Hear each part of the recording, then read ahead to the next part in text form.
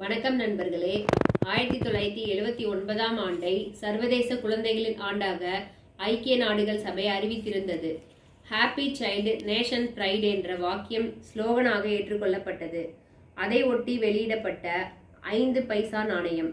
நாணயத்தின் பின்புறத்தில் குழந்தைகளுக்கான கல்வியின் முக்கியத்துவத்தை உணர்த்தும் வகையில் வட்டத்திற்குள் ஒரு ஸ்லேட் அமைந்திருக்கும்.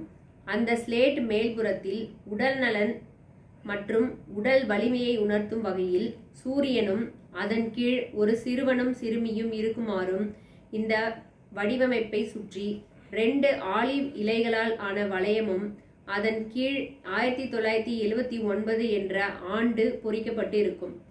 நாணயத்தை சுற்றிலும் ஹாப்பி சைல்டு நேஷன்ஸ் பிரைட் என்ற வாக்கியமும் இந்தியிலும் ஆங்கிலத்திலும் எழுதப்பட்டு இருக்கும். இந்த நாணயம் அலுமினியம் மெக்னீசியம் என்ற உலோகத்தால் ஆனது.